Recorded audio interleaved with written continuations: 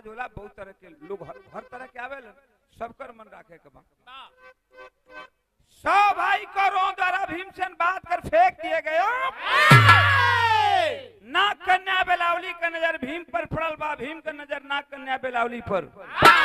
नैन चार भइल, मोहब्बत के शुरुआत भइल, त श्रृंगार का भाव दिहल गई। एक लाइन तर्ज बा, का तर्ज का लाइन बा?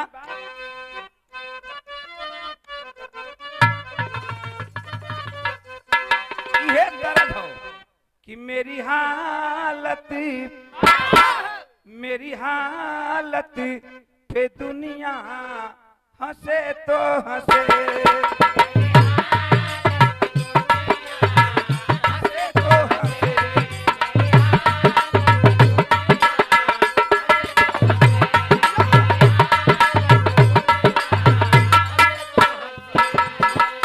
तो आपका मुस्कुराना जरूरी नहीं, लेकिन कवि जी कितना सुंदर भाव लिखलन श्रृंगार कर कि प्यार के बूंद में जब मरुस्थल सना,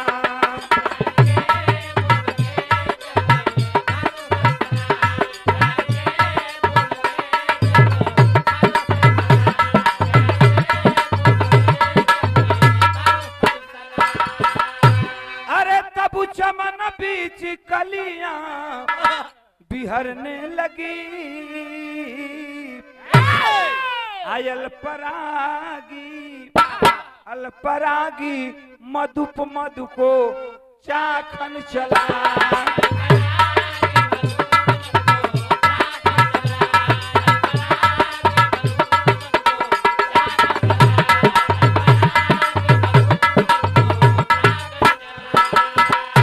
शर्म घूंघट में खुद ही सिमटने लगी, अनुराग भीम के दिल में जब तूफान लेकर आया, चंचल चितवन की छोरी को बहू पास में पाया, परिणय बंधन में बंध के 9 दंपति मौज उड़ाते, संसार के सुख सागर में करते बिलोल हर्षाते जिया।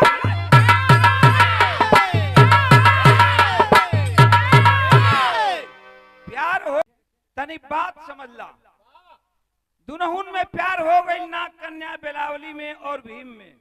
आज जब प्यार हो गई तो कवि जी भाव भोजपुरी में श्रृंगार का दिहलन, का दिहलन है? बढ़ के और बढ़ जा।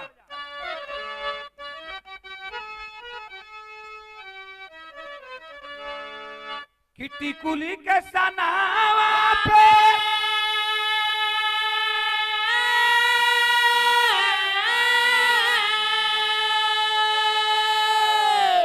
भैया जनवा बहकी गईले,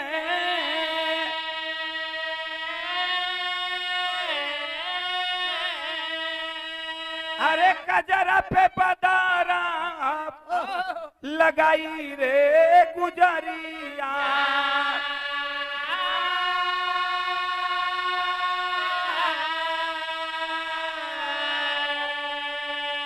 नोखे के जनरवा नोखे के जनरवा हई जियरवा में मारे बाड़ा, तब रस रस दिनावा बिताई रे गुजरिया,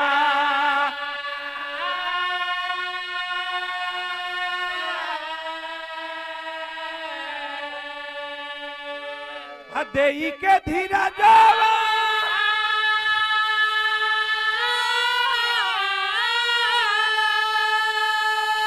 ए भैया भवनवा चलेलन भीमा,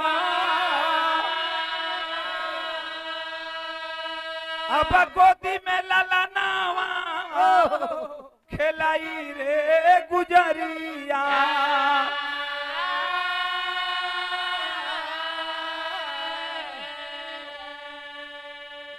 बात समझ ला। नाग कन्या बेलावली के और भीम के प्यार भइले का नतीजा निकलल कि भीमसेन के शरीर से और नाग कन्या के गर्भ रह गई।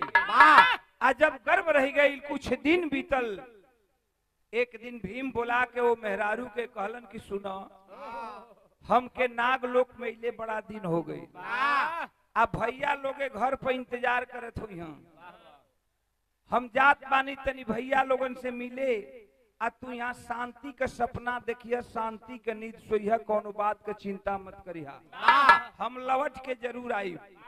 देके धीरजवा भवनवा चलेलन भीम, गोदी में ललनवा खिलाई रे। ओहर तब चल गलन भैया लोगन से मुलाकात करे। भैया लोग से मुलाकात करे गईलन, लेकिन हर नाग कन्या बेलावली के जो गर्भ में पलत रहे भीम के प्रेम का निशानी, वो 9 महीना भयल तो पूरा भयल। बहरे आयल ओ लड़का भयल बड़ा सुंदर। वो लड़का का नाम का पड़ल बाबू कि अरे नाम बुलारा,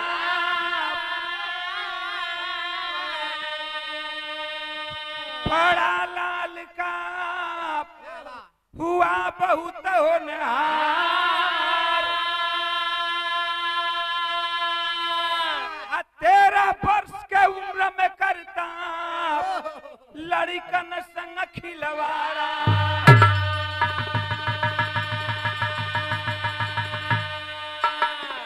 देखें कहानी कहां से कहां तक मोड़ लेते। अगर दिमाग लगा के दिमाग से कहानी के सुनिहन, इहर और दिमाग न जाई तो हमके विश्वास बा कि आप लोगन कहब कि बाहर ओम प्रकाश बा। 13 बरिस गुजर गई, लड़का का नाम विजय बुलारा पड़ल बा। अब वहीं तक भीम भैये लोग से मिलत बड़ा लवज के नाइलन। 13 बरस के उम्र में विजय बुलारा एक दिन पुरनकी खेल जमा देले बा। कवन पुरनकी खेल? गुली डंडा। आजकल के तो लड़का क्रिकेट खेलत, गुली डंडा के नावे निशान पूछ गई। हमनी के जमाना में गुली डंडा खेलले हैं जा। आजकल के लड़का कहता कि ले चौका मार छक्का, और वो गुलिये डंडा यही क्रिकेटवे नियम रहे, लेकिन गोड़वा में हथवा से टाण लेके गुलिया के गोड़वा में से मारल जाए। और जब कुछ दूर चल जाए तो गिनाव एड़ी दौड़ी तिल्ली चौड़ी चंपा से सूत जाए। तब लड़का गुली डंडा खेले लगल। आ गुली डंडा खेलत बा विजय बुलारा 13 बरस के उम्र में। कवि जी भाव दिहलन, का दिहलन?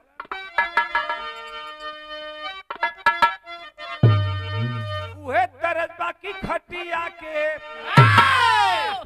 हमन का बाप दादा के फटका कह के गाँव कि अरे खटिया के नीचे बैठल चोरावा, सासु तन कराना जुरू। लेकिन हमारे विरहा का भाव बका कि अरे लड़कन संग ए भैया लड़कन संग करे खिलवड़िया, हई पारी उमरिया में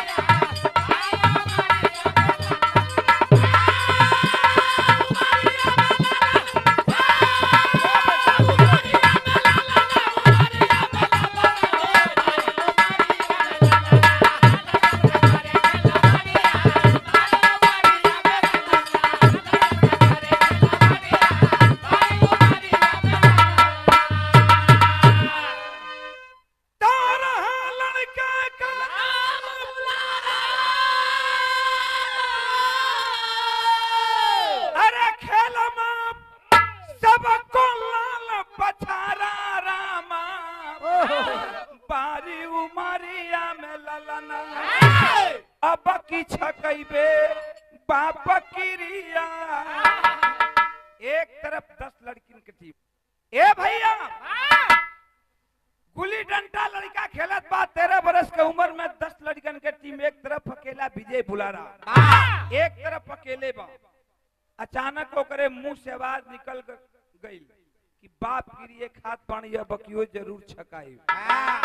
10 लड़कवा ताना देवे लगलन सन। आ ताना दे के कहलन सन का कि बाप का नहीं ठिकाना, सीखा झूठी कसम खाना रामा बारी उमरिया में ललना बारी उमरिया में ललना अरे जियारा में भाई जियारा में लागल जस कटरिया बारी उमरिया में ललना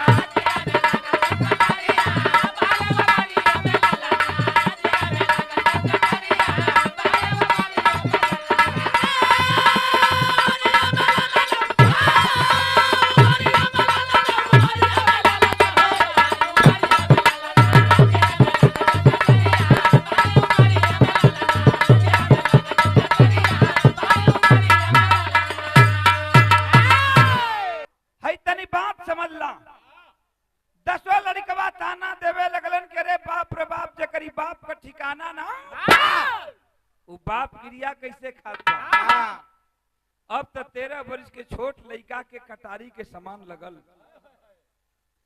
उसी मैदान में गुली डंडा को फेंक दिया लौट पड़ा घर की ओर लेकिन आंखों में आंसू है माई दुआरिये पर बैठल वे लड़का का रोवत आवत देखत पे विजय बुलारा के दौड़ के जाके माई का ममता वही बेटवा के गोदी में उठोले बे कहले बे कि बाबू कैसन रोवत पड़े का बात बा के बोलल के डांटल के मारल कलश की माई केहू मारल ना केहू बोलल ना लेकिन एक बात बता दे माई रोवत बा लड़का अपने मतारी से रो रो के एक सवाल कैले बा नाग कन्या से विजय बुलारा का सवाल कैले बा भाई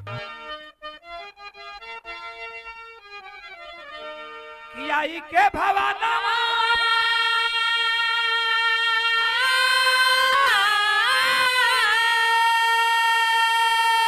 अब लाला नवा कहेला माई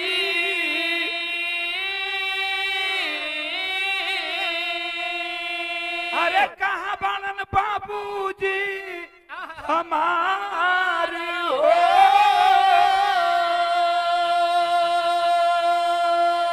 कलश की माई बता दे कि ये दुनिया में हर लइकन के बाबू होवन का हम बिना बापे का बेटा पैदा भई नहीं ए धरती पर हमार बाबू होवन की ना हाय हाय हाय हाय इतना बात मतारी नाग कन्या सुन ले बे आंख से आंसू का लड़ी लग गई मोती जैसे आंसू चलत बा और रोवे लगल कलश की ऐसा काहे कहते हुए कि तोर बाबू ना होवन तब मतारी बतावत बे का कि बाबूजी तोहारा बाणे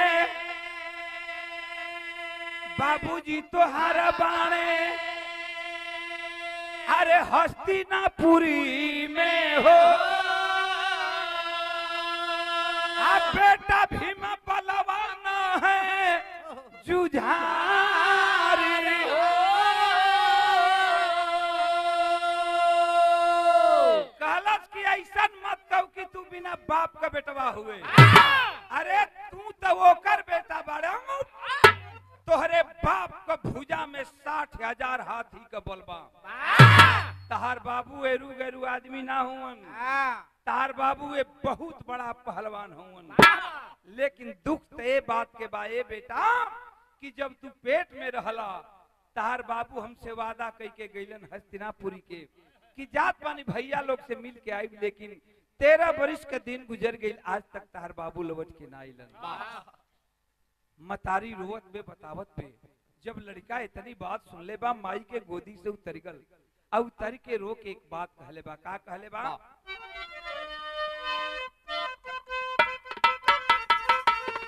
वो करत बा कि कहवा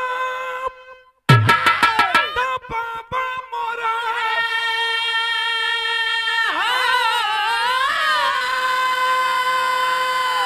अरे पोखरा खाना वाले मोरावारी काहे ना बनवले चारो घाटिया मेरे बिरहा का भाव हो लड़का रोवत बा मतारी से 13 वर्ष के उम्र में कहत बा का कहत बा कि कहला लाला नवा सुना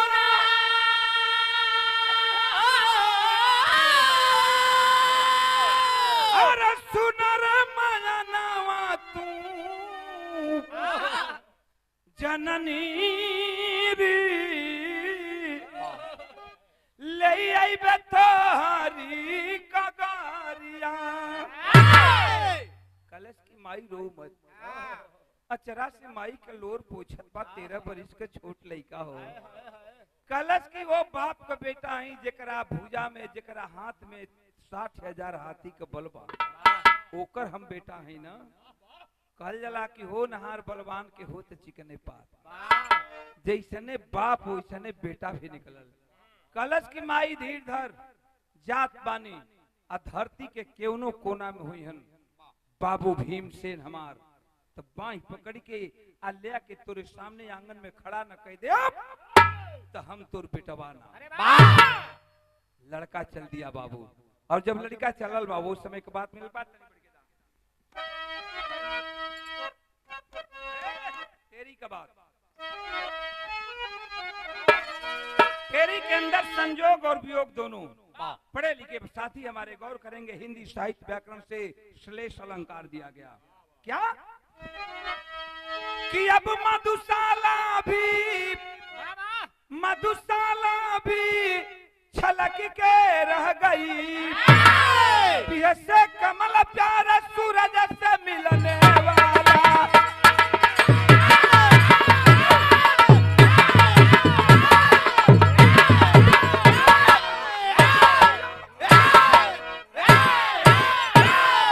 सही है बेटा, लड़का चलल बा, आ जब लड़का चलल उस समय के बाद मिलल का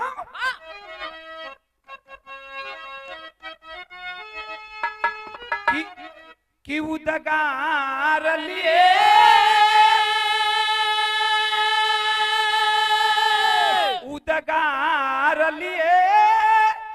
वह लाल चला, सुनसान डगरी नहीं कोई सहारा, दिल में अरमान न मिलान की है, हस्तिनापुर को वह लाल पधारा।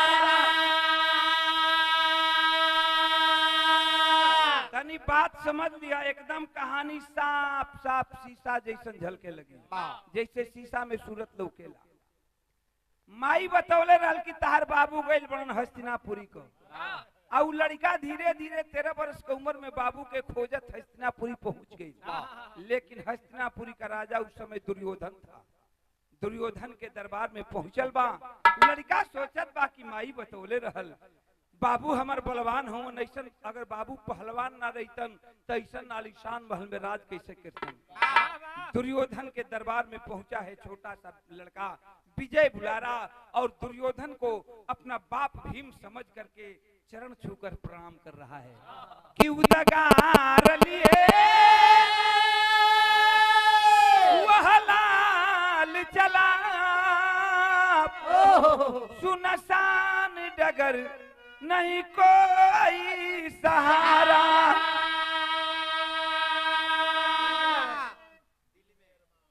दिल में अरमान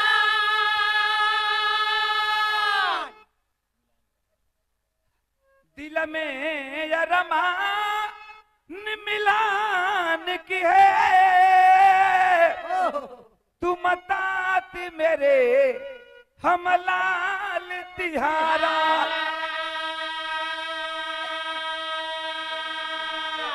लड़का का जब दुर्योधन देखलस कलश की कौन हो, इतना निर्भीक हो करके मेरा चरण स्पर्श कर रहा है, किसका बेटा हो, कहाँ जाना चाहते हो, किससे मिलना चाहते हो। लड़कवा कहत बा कि अब तू नाम हमके चिन्हवा, हमन के माई बेटवा के ठुकरा के तू नैसन आलिशान महल में राज करत हुआ, हम अली भेंट करे तो कहत हुआ कि तू के हुआ। तो सुना हम अपन परिचय बतावत हैं। वो छोटा सा लड़का परिचय बता रहा है दुर्योधन के दरबार में। कहता है क्या कि मेरे भीम पिता, मेरे भीम पिता मासुता यही की सही नाम भुआ लहे नाम बुलारा। कहलस की माई का नाम बा नाग कन्या बेलावरी, बाप का नाम बा भीमसेन, हमार नाम बा विजय बुलारा। अब तो तू पहचान के लोकबा कि हम तुहार बेटा हैं। अवाक है दुर्योधन, सोचने लगा कि अरे पांचों पांडव यही तरह जान के दुश्मन हुन, आई पांडवन का बेटा छठवां दुश्मन तैयार हो गए, इसको मरवाना जरूरी है। कहा हंस करके कि बेटा मैं तेरा बाप नहीं हूं, लेकिन तेरे बाप से मैं मिलवा सकता हूं, तोरे बाबू से मिलवा दे। कहलस की कैसे? कहलन की एगो काम करे के पड़ी। लड़का कहलस की कौन काम? तब दुर्योधन कहले बा, का कहले बा? कहलस की अंग देसवा, अरे अंग देसवा चली जाइबा बेटा मिलनवा होके रही।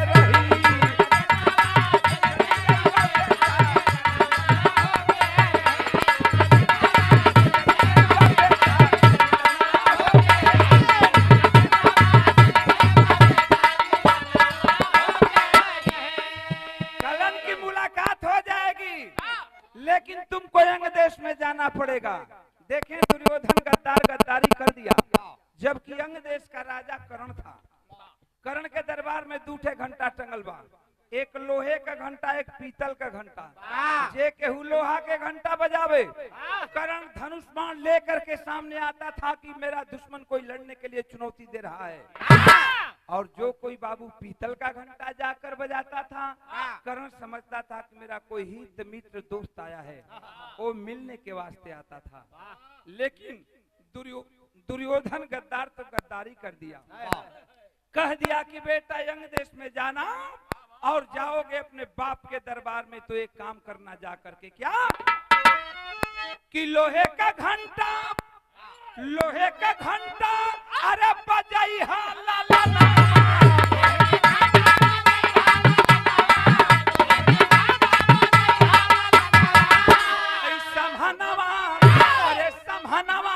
चली जाई बा बेटा मिलनवा होके रही, मिलनवा होके रही।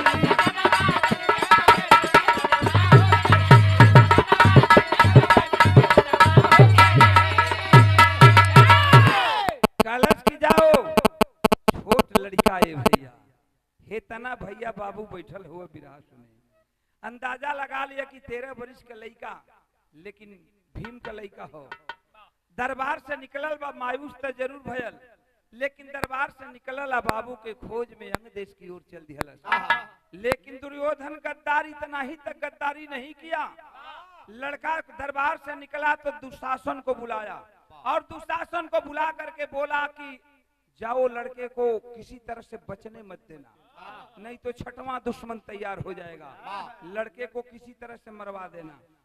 पीछे पीछे लड़का के दुशासन लग गल।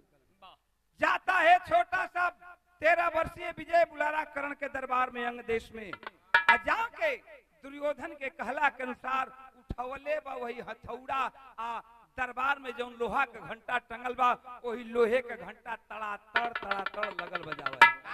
वो समय भाव दिहल गई का,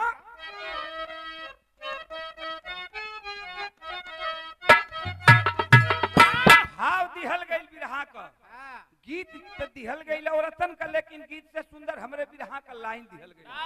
का दिहल गई की घंटा, अरे घंटा बजावे लाल हंस के दरबारे बीचे,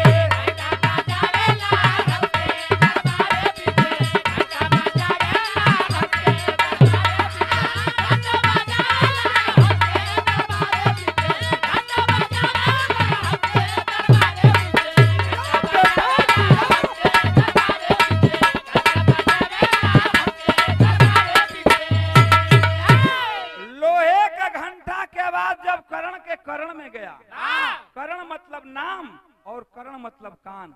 हिंदी साहित्य व्याकरण से श्लेष अलंकार दिया गया। जब कर्ण के कर्ण में गया, वो समय कर्ण सोच गया कि कोई लड़ने के लिए चुनौती दे रहा है। करता है क्या कर्ण बाबू कि निकला कर्ण ले कहां ते धेनु बनावा हो।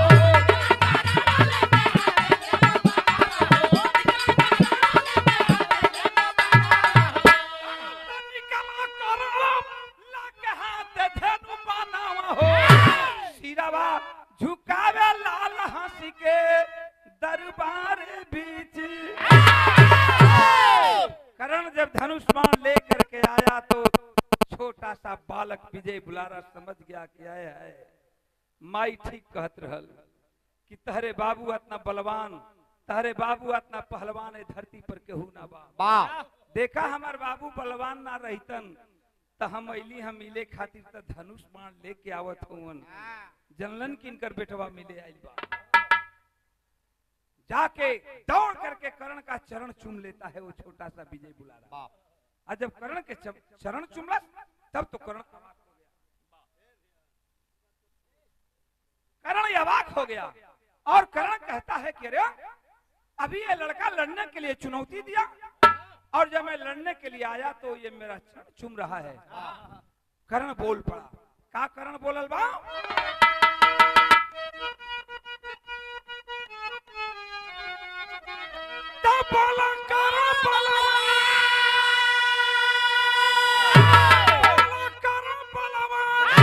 तब बुलारा सब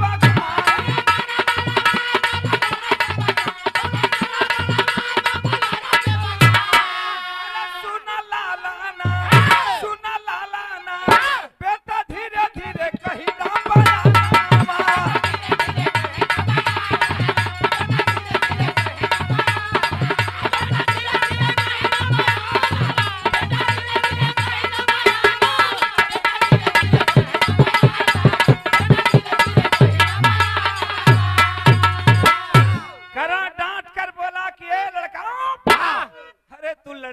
चुनौती दिया और जब मैं लड़ने के लिए आया तो मेरा चरण चूम रहा है। बात क्या है, कहाँ का हो, कौन हो, किसका बेटा हो। मुस्किया के कहलस कि अब तू ना चिन्हबा। हम अली तो से मिले तो पूछत हुआ कि तू केकर लड़का हुए, जानल चाहते हुआ परिचय। तो सुना हम परिचय बताओ थे तब तो के पता चल जाये। परिचय कि सुन बुलारा पूरा बताया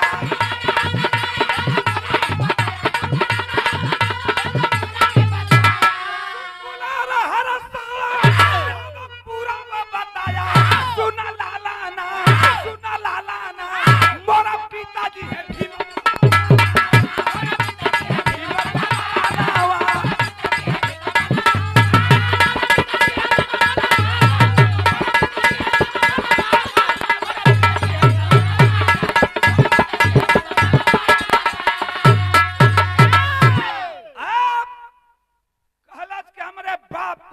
भीमसेन, मतारी का नाम बा नाग कन्या बेलावली, हमार नाम बा विजय बुलारा। अब तक तू पहचान गए लोग बा कि हम तो हर बेटवा हैं। कर्ण हंस रहा है। अरे भैया कर्ण हंस रहा है।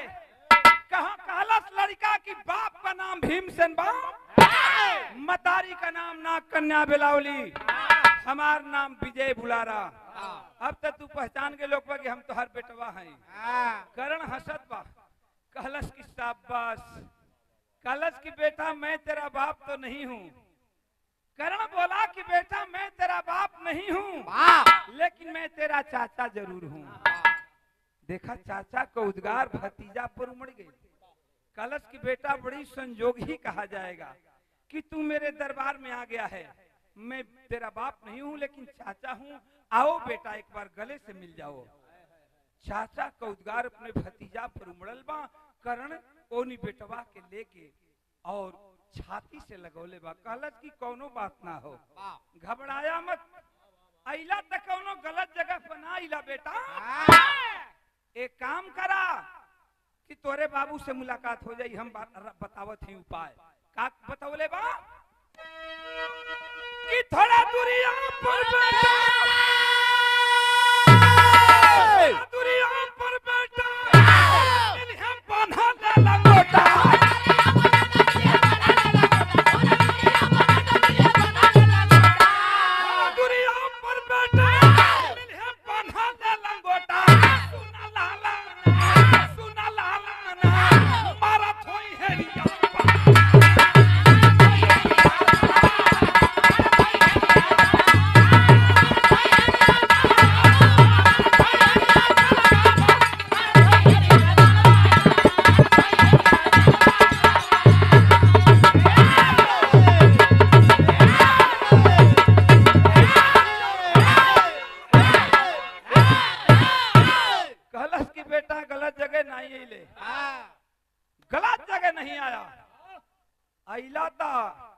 ठीक है जगह सवेरे का टाइम बाद तहार बाबू दू चार ठे चेला चपाटी लेके ओइया खड़वा पर याज पानी बनावत हुई चल जा मुलाकात हो जाई। आय हाय हाय थोड़ा देर के लिए लड़का विजय बुलारा मायूस हो गल। कलश की चिंता मत करिए बेटा, तोर बाबू एरू गेरू ना हुआ। अरे तोहरे बाप का भुजा में 60,000 हाथी का बल बा, उनके जैसा पहलवान है धरती पर केहू ना बा। जा प्रेम से जा और जरूर तोहरे बाबू से भेंट हुई। लड़का चलल और लड़का चलल बाप अखाड़े की ओर, लेकिन हवर का बात तनी देखा जवन दुर्योधन दुशासन के लगौले बा। दुशासन देखलस की लड़का भाई हमों से बच गल। लड़का को मरवाना जरूरी है, नहीं तो छठवां दुश्मन तैयार हो जाएगा। दुर्योधन दुशासन गद्दारी गद्दार कर दिया। कैलाश का बाबू हमारे बिरहा का मेन पॉइंट इतने में बा।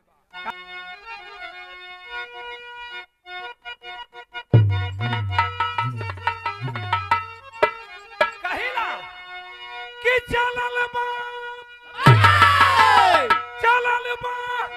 लाला नवा हो अखड़ावा की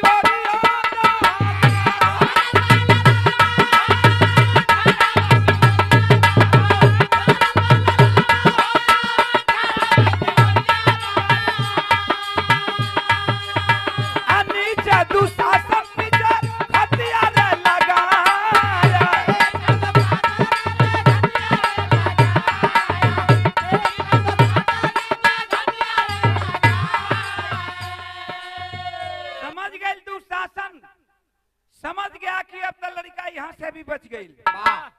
दुशासन कहले का बा कहलास की चल मोर साथ बेटा अरे भेटिया कराई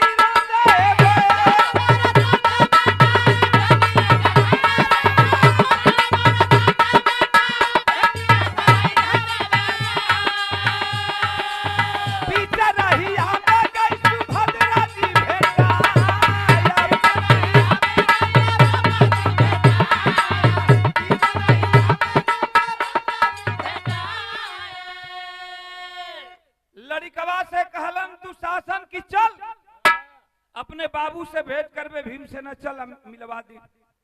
लड़का का स्वभाव छोट लड़का भीम के साथे लग गल। बिचवा रास्तों में संजोगे कल जाई की ओर से सुभद्रा जी आवत रहली। सुभद्रा जी से मुलाकात भइल, बातचीत के दौरान पता चलल कि त नाग लोक से आइल बा, भीम का बेटा बा। सुभद्रा जी लड़कवा के हाथ पकड़ लेली, कहली कि सुन अब और कोई लेके कोनो जरूरत ना बा। एगो पेड़ बा ऐसने पेड़ के नीचे बैठा देली, कहली कि पेड़ के नीचे बैठ बेटा। सवेर हो गई कलन की काली सुभद्रा जी की पेड़ के नीचे बैठ बेटा। अब सवेर हो गई बा, तार बाबू वहां रियाज पानी बना के लौट के घर गई तो तू का करे खाड़े पर जीबे, तू ये बैठ। अब पहले पाइल का लड़का आइल हुआ, तू पहले तार आरती उतारल जाई, एक बाद गृह प्रवेश करावल जाई। तब तू एजा बैठा, तार बाबू तब तक आ जात हुआ ना, तले ओने हमहू घर में महल में खबर जना दी कि नागलोक से भीम का बेटा आइल बा, पहले तोर आरती उतारल जाई तब गृह प्रवेश करावल जाई। ऊ चल गेली महल में खबर जनावे, लड़का पेड़े के नीचे बैठ गई। आ भीम से एहवर अखाड़े पर रियाज पानी बनावत हुवन, तब तक दुशासन चाल कहिए दिहलस। दुशासन जाके कहलस का बाबूजी कि दौड़ी के जा खाना पर जाए के पुकारे।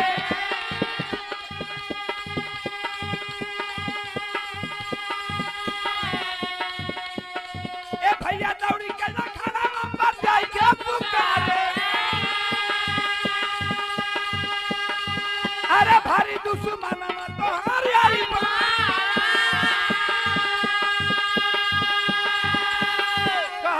शासन किए भीम, अरे मर जा चुरुआ पर पानी में डूब के मर जा।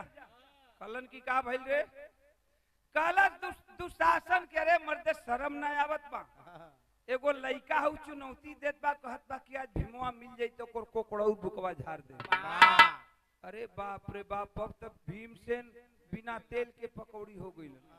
सोचे लगलन कि कवन सरवा आज तक दुश्मन कोनो हमसे लड़े खातिर तैयार ना होत रहल, आज कवन दुश्मन आके हमके ललकारे लगल। भीमसेन कहलन का बाबू कि बदलेला मोटा दौड़े पेड़ावा की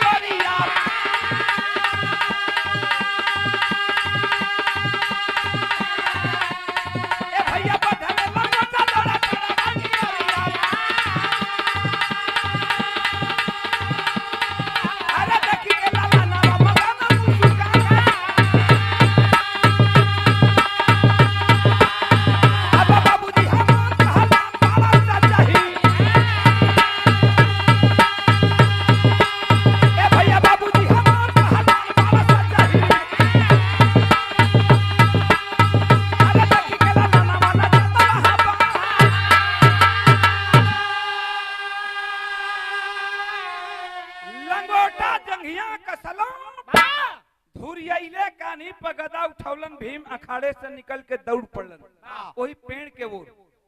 कुछ दूर भीम बाणन, तब तक संजोग देखा बाबू छोट लड़का का नजर भीम पर पड़ गई। खड़ा हो गल, एक टक तिकवत बा, सोचत बा कि अरे माई तो कहते रहल कि तोर बेटा बाबू पहलवान होवन। कर्णो चाचा बतौलन कि तोर बाबू बहुत बड़ पहलवान होवन। देखा हमार बाबू पहलवान होवन। लंगोटा जंगिया कसले धुरियले जब जाके दुशासन बतौलन हमरे बाबू से कि तहार बेटा आइल बाटे तो गदा लिहले लंगोटा जंगिया कसले हमसे मिले आवत हूँ। वो छोट लड़का में इतना उद्गार हो गई बाबू कि वही पेड़वा के नीचे खड़ा होके नाचे लगल और कहे लगल कि बाबूजी हमार पहलवान हुवन, बाबूजी हमार आवत हुवन, बाबूजी से हम मिलब और माई के हाथ पकड़ के, बाबू के हाथ पकड़ के माई के घर के अंगना में ले चलब। ये सोचत बा, नाचत बा। आ जब ओकर नाचन देखलन भीम, ओकर नाचल देखलन त भीम के चट दे पहलवान आदमी दिमागवे बदल गए। का सोचत हवन कि ये हमर सोचेला भीम देवेला चुनावती। सोचे लगलन कि अरे बाप रे बाप, दुशासन ठीक है कहत रहल कि उ लड़का आके चुनौती देत बा। हम हेतना दुर्बानी, उ होतना दुर्बा, हमके देख के खुरचाली करत बा लड़े खातिर। लड़े बदे देख के खुरचाली करे लगल। इनका दिमाग में ये बात आ गई। कैलन है का कि अवर सचेला भीम देवेला चुनावती।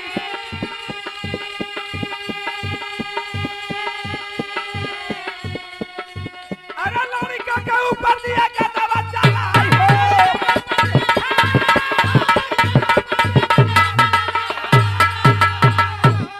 तब भैया का दवा के लागत लाला न गिरी गई ले।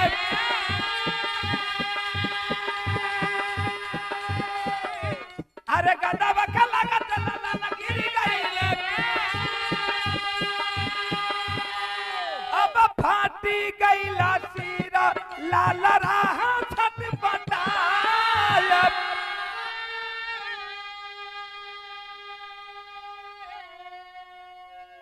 बारे भीमसेन तनिक भी सोच विचार नहीं किए।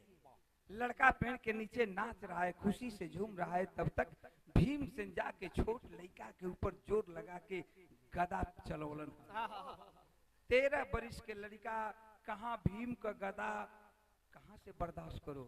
सर पर गदा लगल बा, सर फट गई, लहू लुहान धरती पर। छोटा सा बालक 13 बरस का विजय बुलारा गिरा हुआ है। एक टक अपने बाबू भीम का तिकवत बा कि बाबू हमारे हुवन। आंख से आंसू चलत बा, कपारे से सर से खून निकलत बा, हाथ जोड़ले बा कि कहत बा ये मुंह से आवाज निकलत बा कि बाबू ही का कैला, बाबू ही का कैला। रोत बा कलश की बाबू हम तो माई से कह के आई रहली कि बाबू के बाई पकड़ के जब तक तोरे आंगन में न ले आदे तब तक हम तोहर बेटा ना। ई का कैला बाबू। लेकिन बाहर निर्दयी भीमसेन तनिक भी सोच विचार नहीं किए। तब तक दूसरा भीम गदा उठा लिहलन वो लड़का के ऊपर चलावे खातिर। और कैलन है का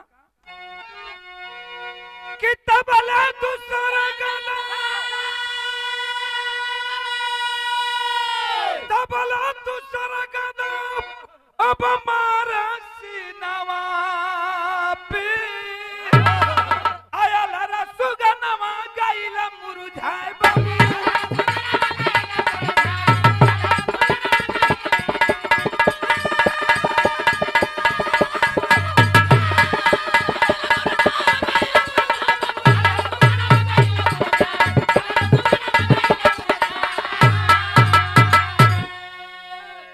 तब तक भीमसेन दूसर गदा उठौलन। जब दूसर गदा उठौलन तो लड़का के आंख से तरतर तरतर आंसू चलत बा, सर से खून निकलत बा। कलश की बाबू मरिया माई, दूसर का गदा मत मरिया बाबू, माई का अरमान टूट जाई। जब सोच गए कि अब बाबू ना मनेहन, कलश की बाबू ठीक हो, मार दिया तो हम बचब ना। लेकिन एक काम करिया कि बाबू माई से जाके हमके मत बतैया, हमरे बारे में माई से मत बतैया, ना तो माई बौरैया पागल हो के मर जाई। और एक काम करिया कि तू हमरे नागलोक में जरूर चल जाइया। इतना दिन ले माई बेटा के छोड़ के तू अइला, माई बौरहिया बन के आज भी दुआरी पर बैठ के तुहार रास्ता तिकवे ले बाबू कि केनियो से तू चली बा। तो बाबू हो एक बार नागलोक में जरूर चल जिया, जाके माई से भेंट कर लिया। दूसर गदा चलौलन है भीमसेन, यही कहता हुआ दम तोड़ दिया छोटा सा बालक विजय बुलारा कि बाबूजी का कैला, बाबूजी का कैला। जब दम तोड़ दिया तो भीमसेन गदा उठौलन, लंगोटा जंगिया कसले मस्ती में घर की ओर झूमत जात हूँ, सोचत हूँ मनवा में कि सरऊ आई रहन लड़े खातिर, आई रहन लड़े बदे आ दुई गदा में टाए बोल दिहलन। तब तक सुभद्रा जी पूरा परिवार के समेत आरती का थाल लेके वो लड़कवा के आरती उतारे आवत रहे, लेकिन भीमसेन त लड़कवा के पहले ही आरती उतार चुकल रहल। जब भीम का पता चलल कि हमरे हाथ से हमर बेटवा मारल गई, दुशासन गद्दारी कर दिया मेरे साथ, तो भीमसेन दौड़ के गईलन वो बेटा के जाके लाश उठा के विजय बुलारा के छाती से लगा के और रोत हुवन। लेकिन अब क्या पछतायो जब चिड़िया चुंग गई खेत। भीमसेन रो के कहलन है, का कहलन कि पाई का खबरिया भैया, पाई का खबरिया भीमरोवा बिहराई का गोदी में ललनवा के लसिया उठाई के गोदी में ललनवा।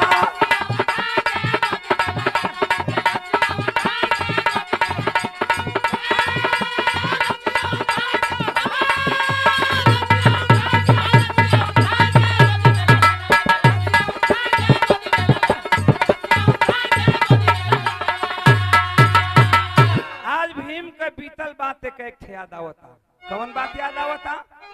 सोचत हूँ कि गद्दारी किया था मेरे साथ। कौन सी गद्दारी? कि द्रौपदी का साड़ी वाली खटक लपटिया आ दूसर दगाबाज कैलस पापी कुल घटिया। भीमसेन सोचत हवन कि दुशासन गद्दार पहली गद्दारी किया था कि भरी समाज में द्रौपदी का चीरहरण किया था, भी तो वह बदलवा लेबे कर हल। तब तक दूसरी गद्दारी कह दिलस कि हमरे बेटवा का हमरे हाथ से जान मरवा दिहलस। प्रण कैलन भीमसेन, का प्रण कैलन कि किया प्रण मानवा आकर बदला चुकाई का गोदी में ललनवा के लसिया उठाई के गोदी में ललनवा।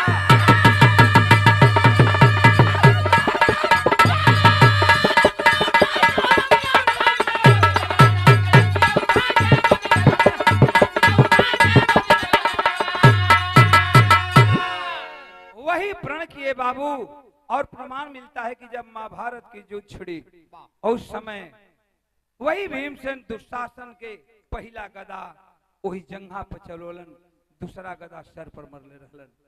हमरे गाना का अंतिम लाइन हो, कवि जी लिखलन है, का लिखलन? जय जखाड़ गुरु जद्दू लौटन लालता स्वर्ग में डोले, श्रीनाथ राजेंद्र संग में मितवा जय जय बोल। मधुशाला भी झलक के रह गई, परसु ओम प्रकाश से प्यार